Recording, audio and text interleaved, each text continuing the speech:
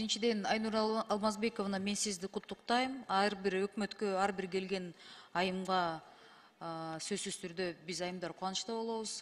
Мурдакы биз 6-чакырылышта бирге иштеген активдүү коллегалардын бирисиз.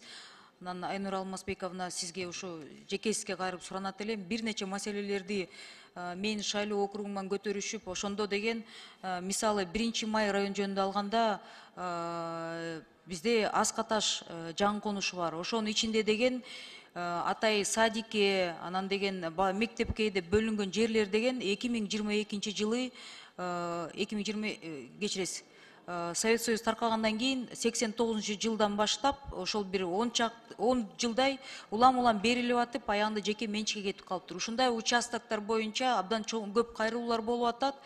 Негизи өкмөттүн позициясы кандай болуп атат? Кайрып ала алабызбы? Рахмат. Куттуктоого бул боюнча Бишкек мэриясына сиздер жооп бересиздерби? Эльвира Жыргалбековна, вице-мэр Орунтаев Нурдан. Мурунку убагында соцкультка жанакындай бала бакчаларга, ошондой эле мектеп, медициналык учрежденияларга бөлүнгөн жерлердин бүгүнкү күндө абалын айта кетсек, да, действительно, жанакы жыл массивтердин ортолорунда негизи жерлер бөлүнгөн болчу убагында генплан боюнча, бирок тилекке каршы ал жерлерде убагында үйлөр түшүп, бүгүнкү күндө көп жерлерде үйлөр тургузулуп калган. Андан тышкары бирок ошого карабастан бүгүнкү күндө жерлерди кайтаруу максатында Бишкек шаарынын тегере ичиндеги жерлерди кайтаруу иштери толук кандуу жүргүзүлүп атат.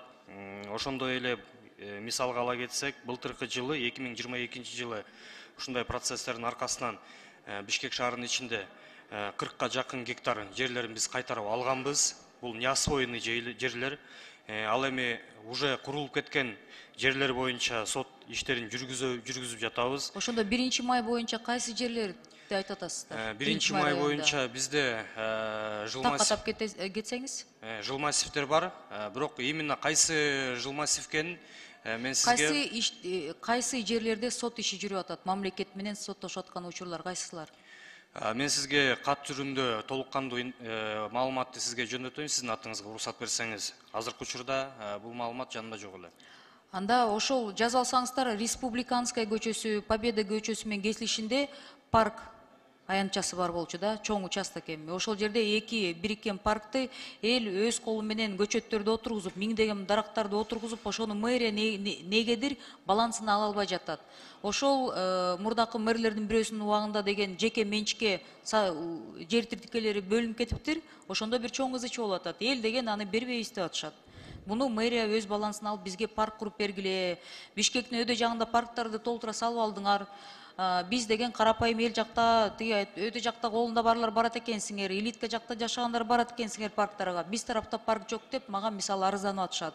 Ошону эми башкы прокуратурада көңүл бурса жакшы болмок, мен да суранат элем да. Андан тышкары жазып алсаңыздар, факел жөнүндө уккансыздар да, урматтуу вице-мэр. Кандай дейсиз? Факел деген ат сизге мындай вам известно, нет, Тверская көчөсүндө совет мезгилинде курулган факел спорт комплекси тууралуу.